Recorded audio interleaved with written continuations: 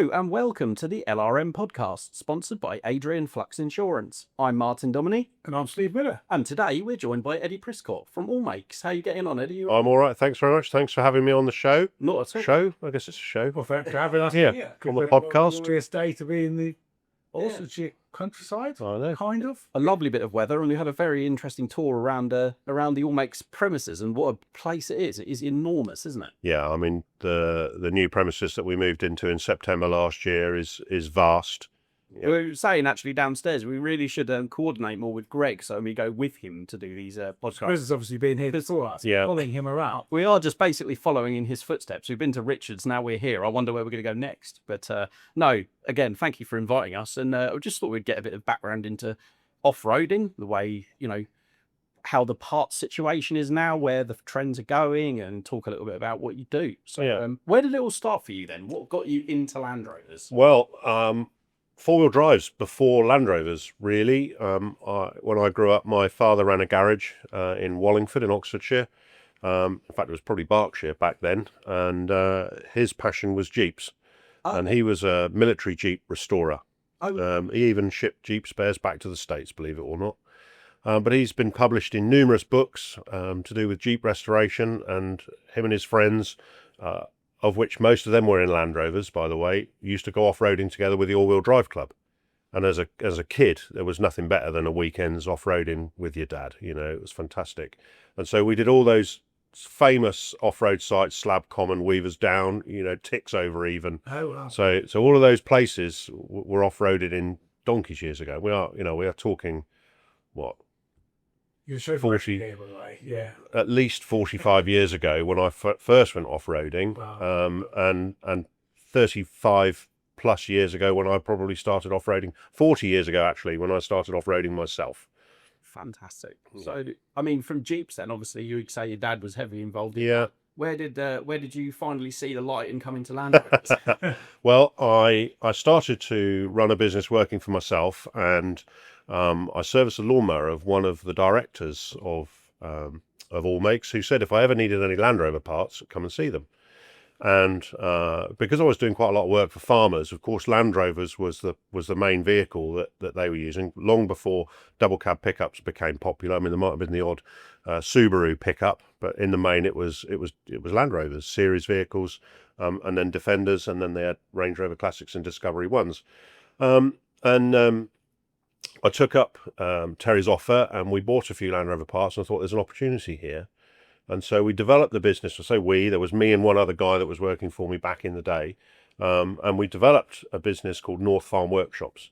And it was in some farm buildings, and we worked majority on Land Rovers, and it would have been everything from welding, repair work, servicing, MOT preparation work. No expedition or off-road preparation at that time, but for fun, we always went off-roading. I mean, it was the one thing, if you own a Land Rover as a young fella, that's what you did. Oh, definitely. Yeah, I can think back to every weekend I would try and get off-road in my little 90. I absolutely loved it. I guess that's the same for a lot of people who get into it at that age. It's just what you look forward to, isn't it? Yeah, and I think, back then the businesses that I admired when I first started out, all of those guys I knew or met because of their involvement in off-roading. I mean, I knew less about their business, almost, more about their off-roading capabilities. Right, okay. Yeah, well, it gives it that. That's what we're finding really going around and talking to people is they've either had a history in it or they're so very ingrained in what we all love that the business is kind of like something they just do. You fell into the business. A community, or suddenly there just helping your mates. Although I think the majority of my generation in this business came at it from an enthusiast first, businessman second, definitely.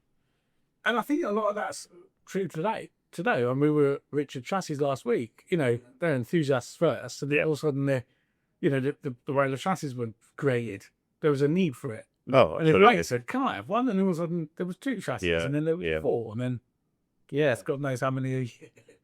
Absolutely. So, what was you talk about? You've done a bit of motorsport in your past. What tell us about that? Very early on, it was All-Wheel Drive Club trials. We would go there. I don't remember the classes, but I remember they were fiercely competitive, however many there were, and there was always this you were pissing yourself in a Series 2 bog standard Land Rover against a Haflinger. Oh, yeah. Or a Willys Jeep, you know, and the Willys Jeep at the time, there was this rivalry between a Willys Jeep and a series Land Rover as to which was more capable, you know. And I think most of the time it was down to what tyres you had and whether or not you were brave. But the long and the short of it was, you know, we would do everything we could to get our vehicles. And we were doing road tax vehicle trials because we couldn't afford a tow vehicle and a trailer. So we would drive our vehicles to the trial, do our best not to break them, but be competitive, and then come home. And that extended right the way through the winch challenge stuff as well. There was very, very, only in the last few years did we trailer our vehicles to do winch challenge events. So, you know, it was an endurance event. You had to be competitive, which we were. You know, we were innovative with kits back then. I've been fortunate enough to drive off-road in quite a few different parts of the world. All over the UK in trials and winch challenges, but I've driven expeditions in Africa, in North Africa and South Africa. I've driven across Europe. I've driven the Rubicon Trail in the States. I mean, I didn't take my own vehicle for that, but I have done the Jeepers Jamboree. Oh, that Rubicon is on my bucket list. Yeah, it's a bit of a mecca. It is one of those top 10 destinations, the ultimate off-road destinations, definitely. You know, 5 days of pure off-roading in glorious sunshine. Yeah, doesn't get much better than that, does it? No. No, that's wicked. So, winch challenges is a subject close to my heart, and unfortunately, I feel like I probably was too young to ever have competed in the glory days of them, when, you know, the vehicles actually looked like Land Rovers, and yeah, it was fiercely competitive because there was that closeness in spec, if you like. Whereas, yeah, initially, when we first started doing winch challenges, they were Land Rover derived vehicles in the main. You know, there were one or two other brands, but mostly we took a Defender or a Discovery or perhaps a Range Rover and bobtailed it to take the big, you know, the overhang off. We put the biggest tires we could get under them, the best suspension that we could fit, and an 8274 winch, and then we went to try and pit ourselves against most of them were all friends. You know, we'd all rock up at the same events, and we just prayed that, you know, somebody would put on a good event and pick a spot on a mountain and try and get yourself there and score points for it. You know, we did well. And those were back in the days when I was running Frogs Island 4x4.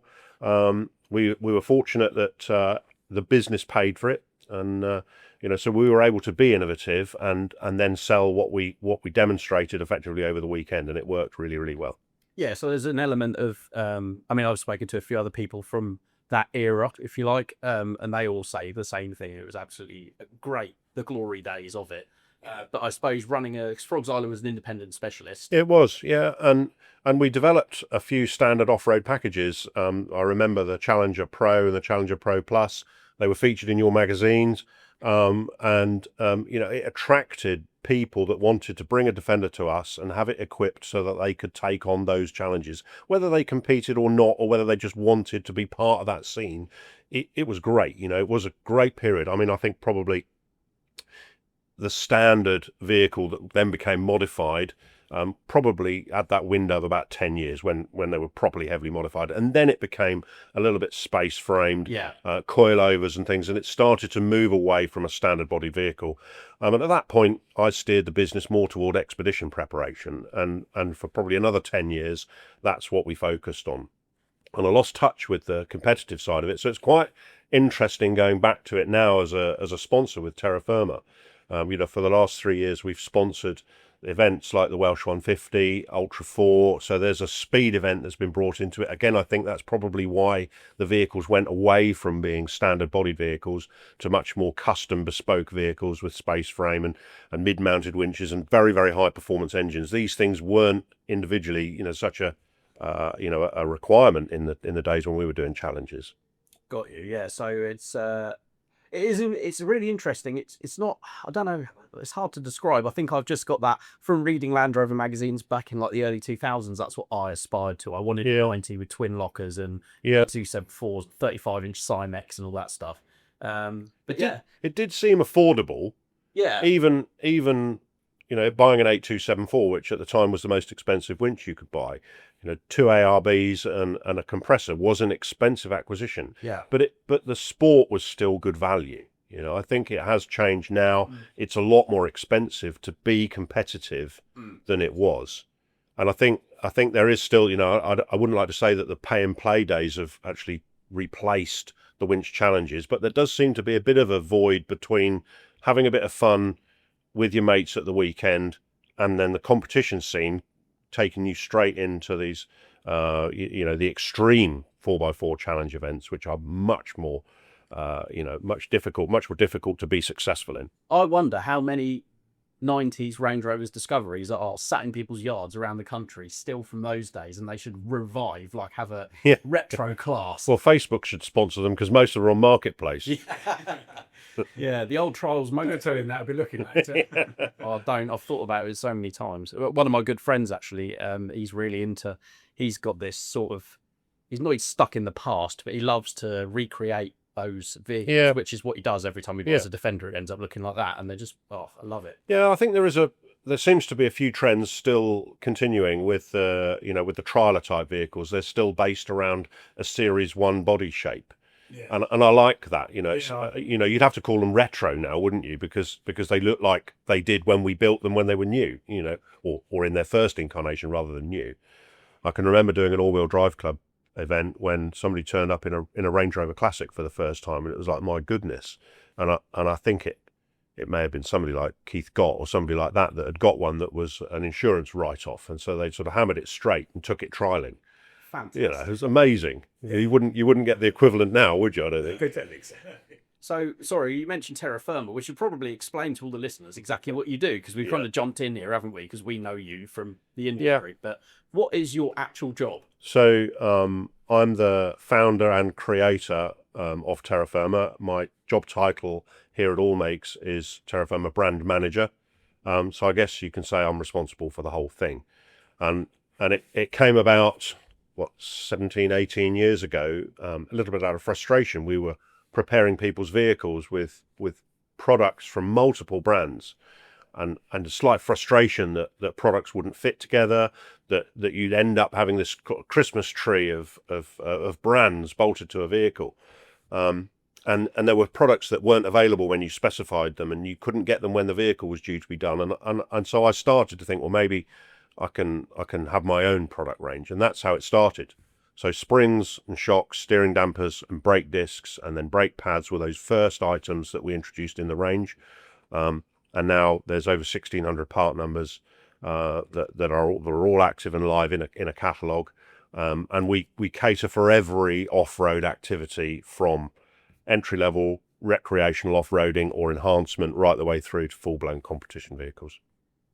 Very cool. I mean, like you said earlier, it's rare to see any modified Land Rover without at least one Terrafirma part on it. It's like... Yeah, it makes me really proud. I mean, initially when your product is identifiable in a certain color, or you might just about be able to see the logo amongst the mud under a four-wheel drive. But now there's so much publicity with social media, with Facebook and YouTube and the magazines. It still fills me with pride when I catch a glimpse of a Terrafirma M, or the logo, or the colour of a product that I recognise on people's cars. And all over the world. We sell this product to more than 120 countries around the world. I was going to say I stumbled across one on Instagram the other day, and it's quite a highly regarded high-end Defender builder, and I thought, hang on, those radius arms look familiar, and I like did the thing on your phone and make the picture bigger on. Yep, they got the Terrafirma M on them. Yeah. Oh, it is interesting how certain products find their way far and wide. We know a lot of these special vehicle builders have tried to develop their own product, but quite often they do come back to the brands that people know. It does help them sell their product as well. Their vehicles with a good branded product on it must help them. Absolutely. You got that Terrafirma stuff on your 90, haven't you, see? I have. Springs, shocks. Yeah, you've got the new monotube shock absorbers on yours, haven't you? Yeah, that first one. You fit them. Yeah, we did fit and guide, didn't we? Yeah. Is this when you got the bushes the wrong way around? No, I got the washers the wrong way. Sorry. Let me get that correct. Oh, that's probably the most talked about fitting error, if it's honest. I mean, even the most experienced Land Rover technicians and mechanics and DIY installers Not just you. have been known to get the top shock washers around the wrong way. Do you know? Because I remember when we did it, we Googled it. Right? That 50% of the people said one way, 50% said the other. and we couldn't work out who was absolutely right. Set the record straight, Eddie. Top damper washers. Yeah. Which way round do they go? Dished side to the bush. Right, which allows a little bit more movement. Yeah, if you consider, It looks wrong. yeah, because it looks nicer if the dished side is facing away from the bush, but effectively then you get two flat faces squashing the top shock mount together, and it actually then gives you metal to metal contact, which then bends the shock absorber or flexes the shock absorber in use, and that's when they either start leaking or it breaks the top eye off. And when you hear that, it kind of like it's logical. Yeah, no, it is. Yeah. Like you said, we chatted briefly earlier. You said obviously you do get parts that break. That's part of having a part supplying business, running that business. Yeah. You never get front dampers come back because all they do is go straight up and down. That's Whereas That's right. there's a lot more angle. Yeah, the side-to-side movement on a front shock absorber on a Defender, Disco 1 or Classic, for example, literally just, I mean, it does scribe an arc, but it virtually goes straight up and down. Whereas the way the radius arm's set up is the shock absorber actually scribes quite significant arcs throughout its movement, and it's exaggerated with longer travel shock absorbers. So if you've got a +2 inch or a +5 inch shock, I mean, most +5 inch, including ours, are now pin to pin to alleviate that problem. Whereas a +2 inch shock absorber, especially on lower top shock mounts, puts a lot of strain on the top bush on full dropout. Yeah, I should imagine it does. Yeah, I mean, the whole suspension has been such a huge part of modifying all models of Land Rover. Yeah, and it's the biggest part in our catalogue. Right, okay. And for every action, there's a reaction or a consequence. And so even lifting a Defender, we know that you need to change your brake hoses, you're going to affect the steering geometry, your prop shaft angles, all of these things. We've identified where those compromises are or the consequences of your actions are, and we've provided something, a bit of kit or even instructions on how to mitigate it so the car still drives normally.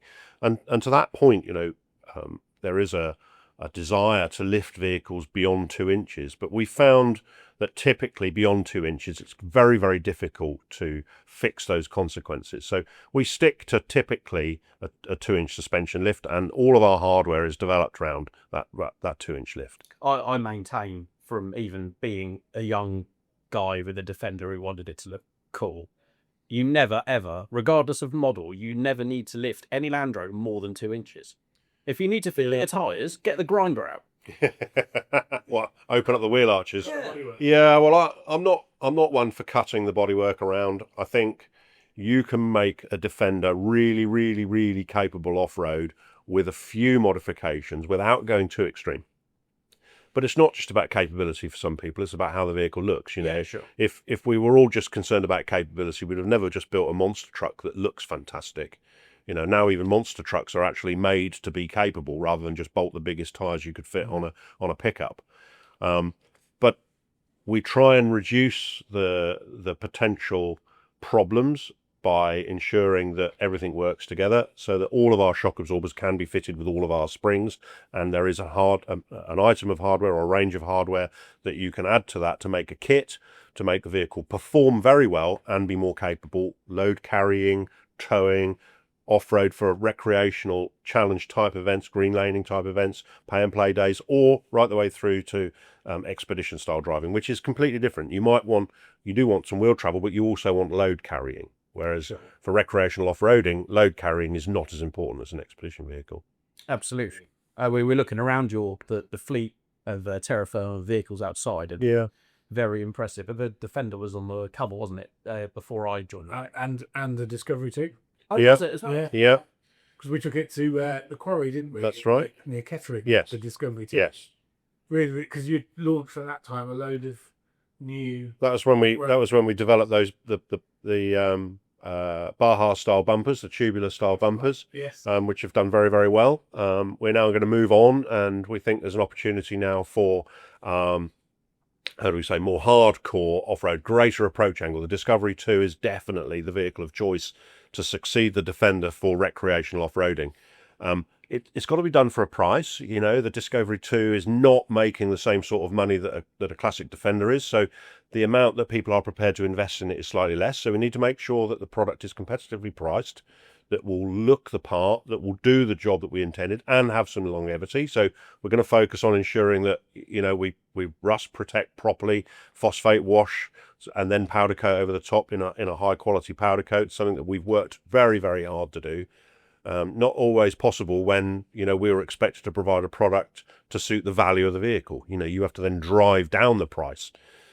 Whereas now we've gone the other way. You know, we've achieved the point at which we can sell a product properly made for the right money. Well, we always say, look, the Disco 2s are sort of, there's people who've had them already for off-roading and they're a bit iffy on condition, and they're still the marketplace special. But then the people who are picking them up to modify them are increasingly spending more money on them than they were. And then obviously your real sort of creme de la creme standard ones are really making strong money now. Like, yeah, I mean, obviously the UK prices of a Discovery 2 are significantly less than Europe. I think where our cars have rusted, and Spain and southern France and Italy, for example, the Disco 2s wouldn't have rusted anywhere near as bad. In America, they're still regarded as a competent off-roader and kept in good condition. Whereas in the UK, you're right, the condition will have deteriorated. You'll be buying an MOT failure to now do up as an off-roader. But that means it's affordable for, you know, younger people or people with less budget to get into off-roading and to have a car that, well, I was going to say watertight, but I'm not sure Land Rover have successfully made a watertight vehicle full stop. But in theory, you know, it's got a bit more comfort to it than a Defender. It's certainly a much more economical proposition to get into off-roading, and we want to encourage that. Absolutely. Yeah, no, I completely get what you're saying. Right. Actually, while I remember, shall we have a little listener's question? This one's relevant to what we're talking about. So, on what would it have been, 2 podcasts ago, we talked about bull bars, didn't we? We did. We did. Alistair Reed from Australia has got in touch. He says, I regularly listen to your podcast, and it's a great listen while I drive around Queensland. So well done. Thanks very much. Used to live in the UK. He was chairman of the Shire Land Rover Club for several years and competed in winch challenges in his 200 TDI 90 before moving to Brisbane in 2005. And when he moved to Australia, he brought with him his 1995 300 TDI Monte Carlo blue soft top. That sounds like right, honey, doesn't it? Like that. Which was in your magazine in 2004. I think I know who he is. Do you? Yeah, I think he was a customer at Frogs. Really? Yeah. Wicked. What was his name? Alistair Reed? Alistair Reed, yeah. Do you know it? Well, I think so. You know, I mean, there might have been another Alistair Reed, but I do remember an Alistair Reed going off to Australia with his Defender. There you go. It's small world, isn't it? Is it? Yeah. In 2005 would have been at the point that I stopped running Frogs Island 4x4 and was moving over to AllMakes. Well, there you go. Continue my adventure. Oh, wow. So now I'm going to answer one of his questions again. He goes on to say he's since bought a 110 as well, with overland bits on it. But his main response is to our bull bar topic, and he says, when you talk about bull bars in Australia and legality, each state has its own rules to an extent and their own driving licence, which I didn't know. But bull bars are legal across the whole of Australia, and most people have them on their trucks, and you can buy them all over the place from different suppliers. They have to be ADR approved, which is Australian Design Regulations, which I'm sure you know. I think that's for the airbag compatibility. Okay.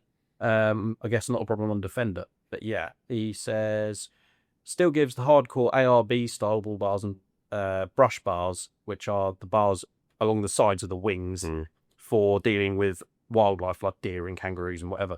He says he hit something in the past and it did do a lot of damage. And Land Rover even sells an option for a bull bar when you buy a new Defender. Obviously, that's very different in the UK. Yeah. And yeah, he just sort of gave a bit of a viewpoint really over what things are like over there compared to here. Yeah, I mean, you know, in the dim and distant past, we've sold, must be thousands of bull bars, thousands and thousands, you know. And I think the legislation is such that if you have a bull bar fitted on your vehicle, it is deemed as legal, but I don't believe that it's legal to sell one. Right. I think it was either passed as legislation but not passed as law, but nevertheless, the manufacturers all pretty much unanimously thought the liability is too great to continue with this, and that in the event that somebody's injured, by being bumped by a Land Rover or a four-wheel drive with a bull bar on it, it's too big a risk. So along with everybody else, we decided that we would stop producing bull bars and selling bull bars. There was a period, I think, when people felt that an integral bull bar with a winch bumper might be sold as winch protection or winch operator protection. But I think even that now is a little bit of a thin argument. So, unfortunately, because it has been good business and it's one of those accessories that people would still like, because they want their vehicle to look like the one they've seen in the, in the magazines. And the Australian market and the American market, big influences on what we do here. 100%. I still maintain the Americans put together some of the best looking Land Rovers in the world. Yeah. Well, I think that boils down to how much money you're prepared to throw at it. You still think, eh? Yeah. Quite possibly. Yeah. I mean, I do think that they are amazing. And I know, having built many, many, many Defenders, some of them can't drive very well. Really? Well, you've only got to look at the steering rod angle, for example, on most of these trucks. They would suffer with horrendous bump steer. Sorry, your vehicles don't drive well. I thought you meant the Americans can't drive well. No, I think the Americans have bred good drivers. There's no doubt about that. But I think some of the Defenders that I've seen YouTube videos of, or I've seen on social media, you think to yourself, having built vehicles like that myself, it's very difficult to get them to drive really, really nice. But back in the day, there's ones in the magazine at Utah. There was a yellow one, wasn't there? With like 3. Yeah. Remember Safari? Yeah. Safari Guard. Safari Guard. Yeah. Oh, I've off-roaded with Greg Jevney yeah. a long, long time ago, and it was shortly after he built that Discovery 2. I think it was called a Kalahari. Yes. The black one, and it was at SEMA show. Yeah. And I stayed at his place, and we tried to do a deal to bring Safari Guard to the UK. Unfortunately, there was never enough margin in it, and he was too precious about the brand to allow us to make it under license in the UK. Again, another reason why I developed Terrafirma. If you can't beat them or join them, make your own. It's a bit like that. Sure. I remember Safari Guard had a crazy 3-link front suspension. Yeah, and it worked exceptionally well. I mean, there were faults, and that's how come I know that some of these vehicles that are produced don't drive particularly well. That vehicle, when you jam the brakes on into a corner, used to feel like the back wheel was going to leave the ground. And it had a 5-inch lift on it, and it looked particularly impressive at a distance and up close. And for the style of driving that Greg liked to do was in these sort of what they call wombat holes. And it's all this kind of sandy terrain, but with big washed out gullies. It was exceptional. It drove so well. Great. I remember that front cover in Bell RN back long before I worked. Yeah. Right, my dream looking around. Those were inspirational vehicles. Camel vehicles were inspirational. The Trek vehicles were inspirational. And individuals vehicles like Greg's Defender 90 and his Discovery 2 were right there for me. Definitely. Definitely, 100%. Do you remember I don't know, I'd ever looked into it, whether it was a company or just something that someone made up. Do you remember the massive Outback import sticker with the kangaroo on it and like a... No, that was Patrice Ryder. That was his logo, and that was Outback Import in France, and they were the ARB distributor. But they also pulled a lot of other Australian products. Again, the French expedition market, very, very influenced by the Australian off-road scene. Oh, I didn't know that. Interesting. I have to do some reading. But yeah, I love going down these down memory lane. I know you are dragging them up now. Sorry, I can't help myself.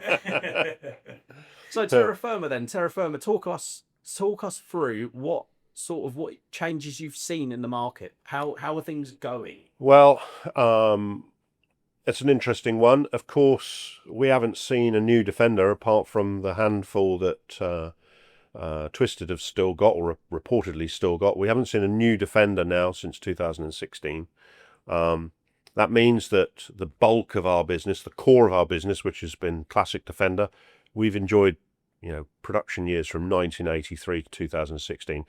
I know they've never produced the same sort of quantity as they would have done Range Rovers and Discoveries, but still there's a lot of vehicles for us to sell kit for to enhance the capability or the looks of. That has slowed. No argument. What has helped is the value of those vehicles is now significantly higher than it was in the 90s, where we were expected to produce products much more cheaply. Now we can produce a high quality product because the value of the vehicle justifies the investment. and it's allowed me to be a bit more creative about the styling of the products. You know, you'll have noticed on our Defender, the tread rock sliders, they're a big step forward in style. You know, and a combination of materials, including aluminium and manufacturing techniques that you just couldn't have justified paying for on a lower value product. So from that point of view, it's very exciting for me. You know, I'd love to sell the same quantity of tread rock sliders as we did the tubular ones, but it isn't the way it is. So we now need to expand our range to cater for every opportunity. So whether it's somebody that wants to enhance their vehicle to look good on the drive, who dreams of off-roading, or whether it's somebody that really does go off-roading and wants to protect the vehicle or carry more or stop quicker, whatever it might be, Terrafirma's aim is to cover all of those bases. So I've seen the shift from recreational off-roading been in classic Range Rovers, where we've cut the roofs off, cut the backs off, stripped most of the body off, turned them into some kind of space frame, you know, buggy, if you like, and then rebuild them back to look like a Defender or a Land Rover of the day. Right through the Discovery 1s, Discovery 2s. Discovery 2 is probably the one, as we said earlier, that's going to be the main off-roader, the recreational off-roader. P38s, I mean, you know, we have seen a handful, but nobody really off-roaded a P38. It was a luxury vehicle while it lasted and then died, it seemed.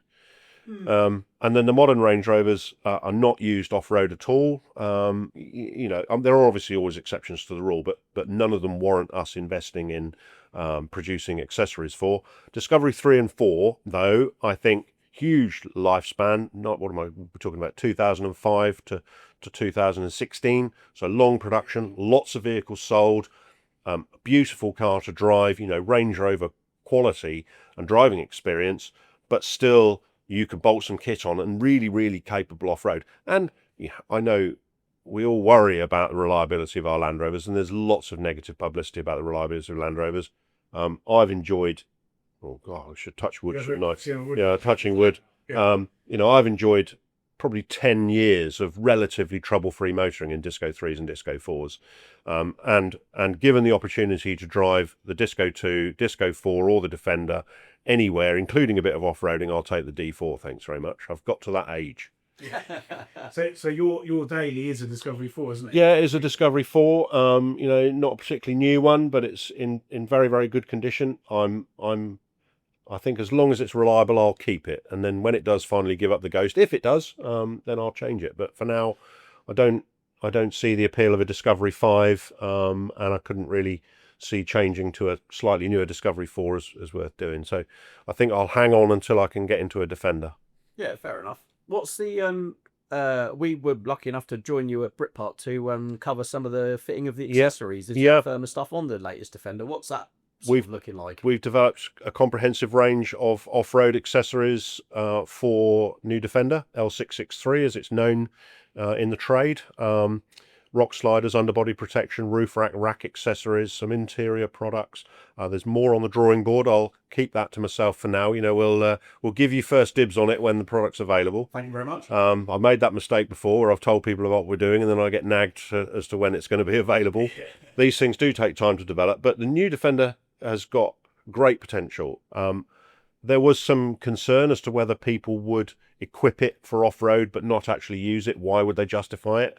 But there is a real significant movement to enhance the capability whether you use it or not.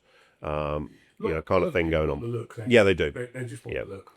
We've not got into the sort of plastic parts, as I call it. I mean, there's a huge amount of dashboard interior, center console, door trim parts, all that kind of thing.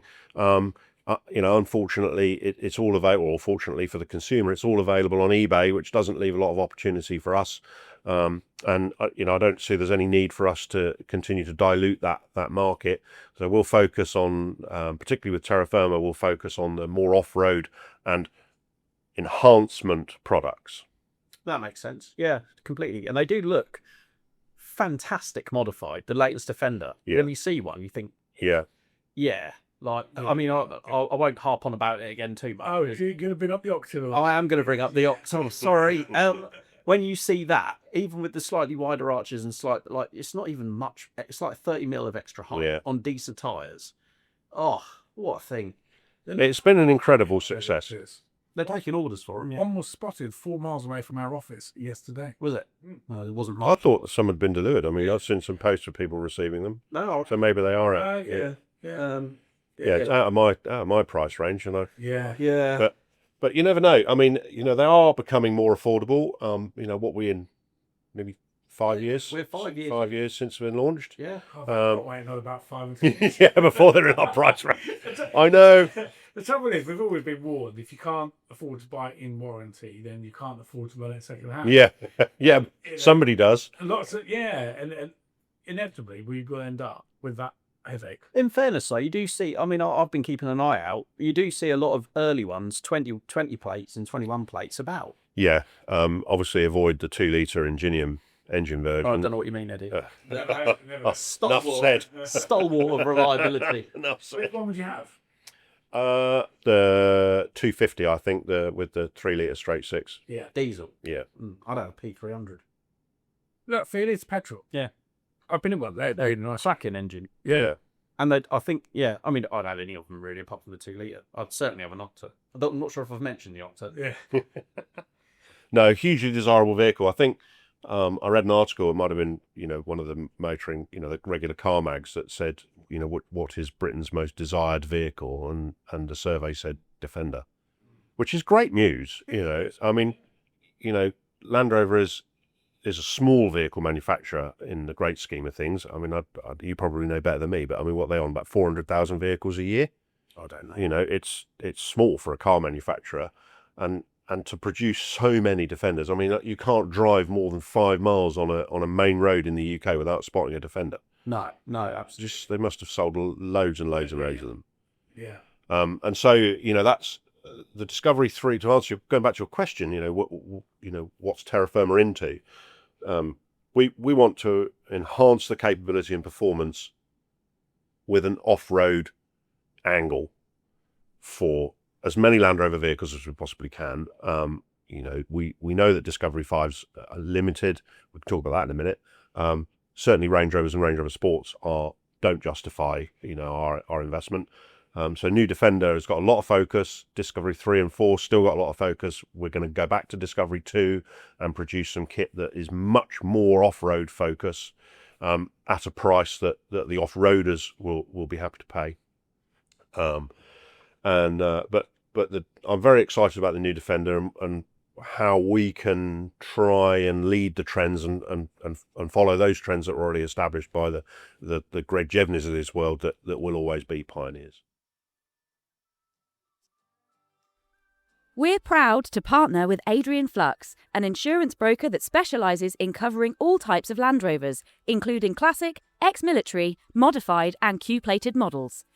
Adrian Flux offers a range of optional extras to make the policy your own and can provide cover for off-roading, green laning, agreed value and build-up cover. Plus, they even offer a discount of up to 15% for Owners Club members.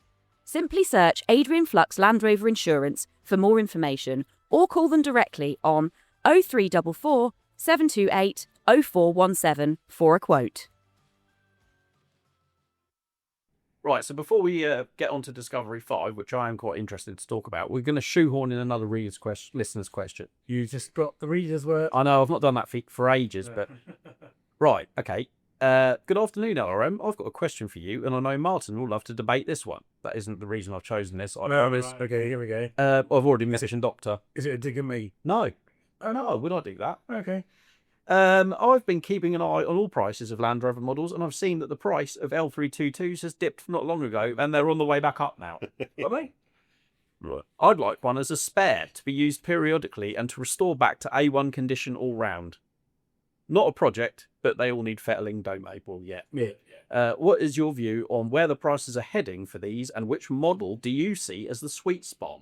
Well, I think I do follow Auto Trader a little bit because I think I'm always thinking, well, what happens when I need to replace my car? And what strikes me as the best value Land Rover product is the 405 Range Rover. Really? Well, I mean, you could argue buy an L322, but you might be buying a huge amount of problems. And it is all about how much you can afford, but 15 grand gets you into an L405 with under 100,000 miles on the clock with a V8 engine. I see what you're saying, actually. How cool is that? That's the bargain. Do you know what? I think L405 is kind of a little bit forgotten about, really. Well, I mean, what we're talking, 2014 to 22? Yeah, it was. 21, 22? Yeah.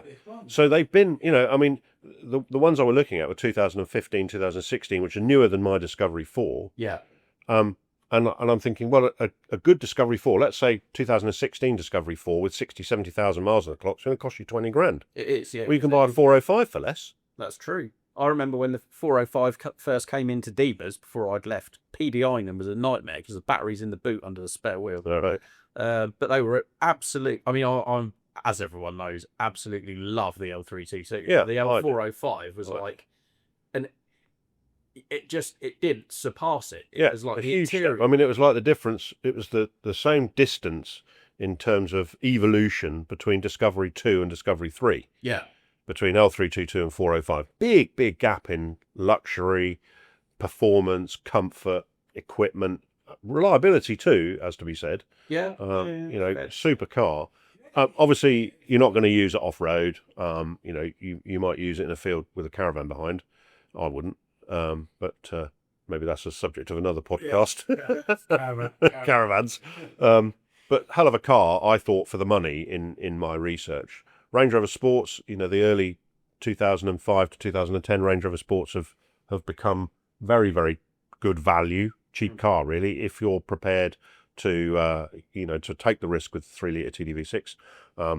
For all the negativity, there are tens of thousands of them that have done 250,000 miles without any problem. So, it's one of those things. You pay your money, you take your choice. Yeah. But going back to the question, L322, there's a lot of choice. I'll expand quickly. Sorry. I feel the prices of 4.4 TDV8 still a bit high, considering most. You know why? Over 100,000 miles. Because the 4.4 is good. Ace. Yeah. He reckons the place to be. This is Adam Wormington again, a loyal podcast listener. He says the place to be is 3.6 TDV8 or 5-litre supercharged. He says the 4.2 sounds great, but the performance isn't brilliant. And he says, forget Clarkson spec because people think if they've got a green one with clear windows, they can add 10 grand to the price. Yeah, well, Clarkson's Farm's about to come on air again, isn't it? So it might keep the value up for a bit longer. Might well do. Yeah. I happen to like what I call the professional colours. So the green, the grey.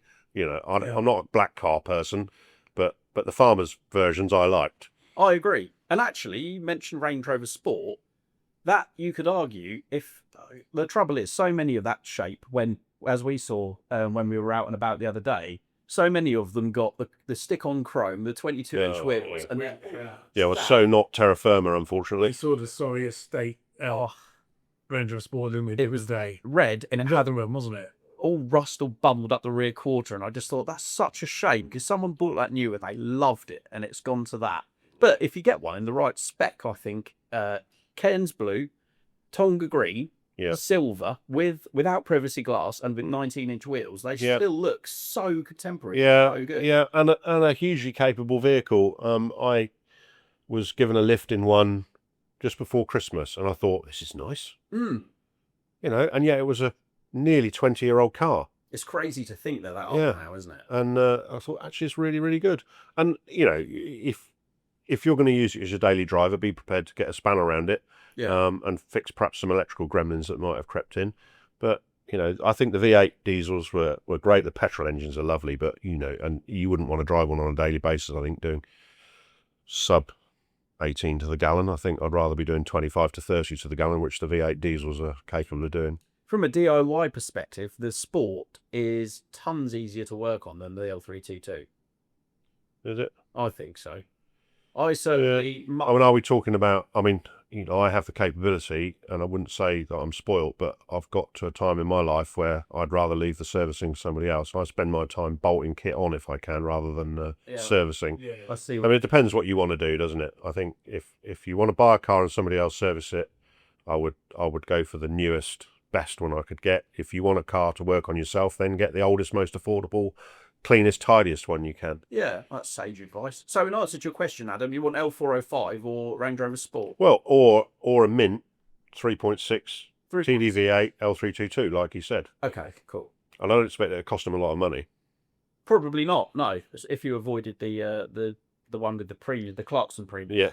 Yeah. Clarkson tracks. So there's your answer. Yeah. And he just ends by saying, would you bother hanging around and looking specifically for things like the 360 cameras and all that jazz? Personally, I wouldn't bother because they're a nightmare and the bits are quite expensive. I think that's the kind of thing that if it failed is probably uneconomical or unjustifiable to repair. If it's working on the car you find, then bonus. But I wouldn't go searching for that spec. No. I mean, when I changed my Discovery 3 to Discovery 4, the HSE spec was quite important for a couple of things. I love the rain-sensitive wipers, and the auto-dim mirrors are fantastic. But the rest of it is kind of a little bit academic. So it's what you like, isn't it? It's what the specification list that you're drawn to. I mean, there's probably still functions on my car that I don't even know are there. I'll chuck a curveball then. I think the perfect spec for Disco 3 and 4 is an SE. Mm-hmm. Because you get Harman Kardon, you get all the parking sensors and all the good stuff, Yeah. but you can choose it without sunroof. Yeah. My Discovery 3 was SE Was it? because I didn't want sunroof. Perfect. Because you don't want the leak.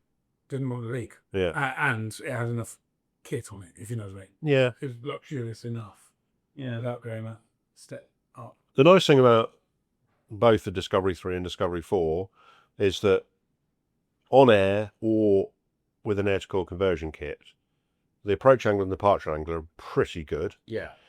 The size of wheel and tyre that you can fit is good in proportion to the size of the wheel arch without cutting the wheel arches about. You do have to trim the front corner of the body outrigger on a Discovery 4 particularly to allow the largest size tyre that we would recommend so that it doesn't rub. But the car looks in proportion and is really, really capable. You know, it isn't going to go quite as far as a Defender in the right hands, but in an average off-roader, you know, you're going to have a lot of fun in that car. And that brings me on to the Discovery 5 issue, because we haven't developed any accessories for the Discovery 5 for a couple of reasons. One, and you'll look at this when you're driving home, the sill to the ground level, or the sill in relation to the hub centre, is very low. So More car-like. more car-like. Yeah. Now, obviously, it's Land Rover's designed it that way for a reason, probably safety, probably the size of the doors to get in and out of are so much bigger. But it means that the car is very deep in the body, and when you bolt a rock slider underneath it, you've got no ground clearance. Yeah. Likewise, the wheel arch is very small in relation to the wheel and tyre diameter, so you are a bit restricted on putting slightly larger diameter tyres on it. And the overhang is colossal on the back. Oh. I mean, it's just huge. They just haven't grown on me. That's what I've discovered. No, and that I think they've been probably Land Rover's least popular vehicle, Well, new vehicle. it's no secret that many people who would have come out of a Discovery 4 have looked at Disco 5 and gone, no, you're all right, and they've bought a new Defender. That's nice if you can make that transition. It's not a horrible problem to have, is it? No. It just hasn't. I don't think there's enough cars out there. It doesn't lend itself to equipping particularly well. I don't actually think it would be particularly good off-road. I know there's one or two out there that are used quite heavily and would argue that point. But in the main, if you had the choice of a 2016 Discovery 4 or a 2017 Discovery 5 to go off-roading in, which would be the more capable? Absolutely, hands down, the Discovery 4. You wouldn't be knocking great chunks off it on Strata, Florida for a kickoff. Yeah, 100%. What I find from a used perspective, I don't hate the Discovery 5. I think I would struggle to choose it over a lot of other stuff, but the diesel engines in them are just make me bury my head in my hands, because if you want an early one, you either choose 2-litre Ingenium or 3-litre TDV6. So let's be honest here, that's like spinning the barrel of a revolver, isn't it? Yeah, well, don't wish too much bad luck on my 3-litre TDV6 and Discovery 4. Sending good positive Good vibes, yeah. But I mean, definitely the value option in D5 is an Ingenium. Yeah. And to drive, they're remarkable. You know, the performance is really good. You think, well, this is actually really good. But they just don't. I mean, they are shockingly expensive when they fail, and you know, it's just such a high risk because they are. They are, isn't it? Same engine. Yeah, it's just such A few miles a minute. Yeah. I think I'm going to start up a business retrofitting the 2.2 from Freelander 2 into everything. Well, I don't know if anybody's managed to monetize the Ingenium Owners Club Facebook page, but if they have, they're doing very well because it's got a huge number of followers. I bet. Yeah, we shouldn't be doing. It's not doom and gloom. Like No, we're not. We don't want to diss the brand either because you know it's kept us in jobs. Well, me all my life, and you know, whilst I have an overriding enthusiasm for four-wheel drive, I think four-wheel drive is probably where I come from, off-road, and it wouldn't matter what it is. I have enjoyed a lot of off-roading all over the place, and different types of off-roading, from challenge events to trialing to comp safarying to just playing, you know, just going off and seeing if you can get over a hill. Yeah. You know, I've loved it, and you know, I still feel the urge, and when I look at four-wheel drives, I think, oh, you know, what can I put on that to make it better? You know, that's where I come from. I like all the modifications. You know, when I see people have modified vehicles to become game viewers, or putting a fertilizer spreader on the back of it, and how they've overcome the problems of putting the weight in a certain place, or which part of the body they've cut off, and how they've remade the roof. You know, all of that stuff. I just love it, and I like to think that Terrafirma plays a part in all those modifications, because particularly if it's suspension or braking, steering upgrades, you know, a lot of Terrafirma deals with the problems that those people will encounter when they're modifying their trucks. 100%. Yeah, it's great. I think, well, like you just said, Land Rover has served everyone, UK and worldwide, with a way of just getting out there and having fun, off-roading, adventures, overlanding, just doing daily stuff better than almost everything else. It can't, you know, we can talk trash about the engines, but as a vehicle, they are just... I wonder how many of the vehicles where the engines do fail actually then get written off, or if somebody does something with them. I'm fascinated by these guys that are going off and buying Range Rover Sports with a TDV6 3.6 and putting them in a Discovery 3 or 4. You know, it's a huge amount of work. Or the BMW M57s, which make me smile. I mean, I'm not a BMW fan per se, but that M57 just seems to be able to light up 35-inch Maxxis Trepadors like nothing else, which makes me grin. I love a powerful diesel. I forget the name of the company, but someone's put an M57 twin turbo in an L405 now. Really? Yeah. The TDV8 conversion, which is really hot at the moment, MDRS up north are doing a lot with it. Because obviously you could buy the Range Rover Sport with the TDV8 factory and in fact the 4.2 supercharged, and they share so much architecture with Disco 3 and 4 slightly more complicated. They are fairly not straightforward, but when you it's not an alien swap, is it? It's packageable. Yeah. Which, you know that the bits are made to fit. Exactly, they're the same chassis essentially. But short Sport is shorter wheelbase. So yeah, there's that solution, and I think TDV8 Discovery is hard to ignore. Really, that would be a pretty unbeatable all rounder. Yeah. I think so. And if you are unfortunate enough to have got a late Discovery 4 that's immaculate, high spec, and the engine fails, then you probably would look for a great alternative and find the money to keep it on the road. Definitely. But I hope there is a life for 2-litre Discovery 5s, because you know it's a lot of car not to keep going. Yeah, definitely. I think that people are popping up now doing Ingenium repairs, and I don't think, compared to a lot of other manufacturers, I don't think the replacement crate engines are horrendous money. And I'd like to think they would have received upgrades and, you know, they'd been sorted out essentially. But I do get it must be disheartening as an owner to have an Ingenium fail and then go, am I replacing it with another problem? And of course, most of the people that are belly aching on Facebook probably aren't Land Rover enthusiasts. So, you know, you have a different tolerance level if you're a Land Rover enthusiast. Or even a different expectation. It's going to go wrong. It's going to go wrong, and I'll look forward to it because I can then modify it. Exactly. Yeah, definitely. And it goes back to, I've heard it more and more recently, people who buy Range Rovers won't ever buy anything else, regardless No. of how much of a headache the car's been. No. They forgive it and get the next one. And people have said to me, you know, all these years, people have said to me, what else would you have if it wasn't a Land Rover? I just can't I'm think. going to ask you that question. Can't think. I see things on the road and I think, well, that looks interesting. And then I think, well, I have one. And then I think, oh, I could think of more reasons not to have one of those other cars.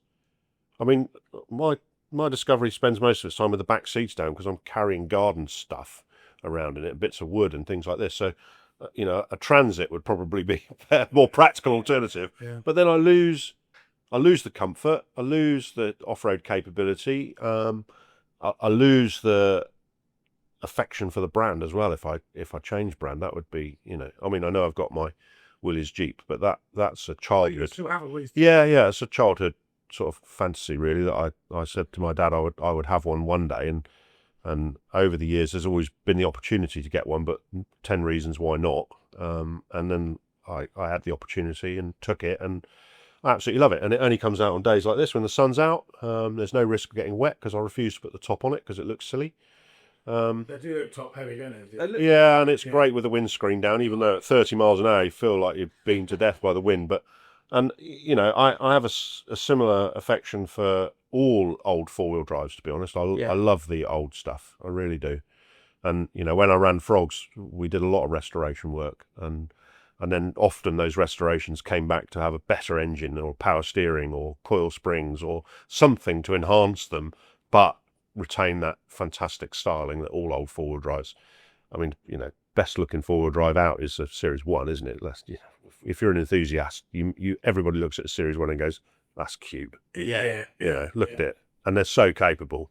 They are fantastic things. I love it. Yeah. That whole sort of, again, I hate to be so backwards facing, but that whole sort of time where all the manufacturers were bringing out their first four-wheel drive and competing with each other, and it was so close, so closely fought, but everything was so different. It's just like, oh, wow. I mean, whether it's my age, I don't know, but I mean, my group of friends all like old four-wheel drives, you know, and some of them would say, oh, you know, I prefer that or I prefer this, but at the end of the day, their interest is in Austin Champs, not even four-wheel drive, Morris Minors. You know, my friends have all got an eclectic range of classic cars, old cars, some not the most desirable, but they just enjoy that ownership of something classic. Yeah, you know? definitely.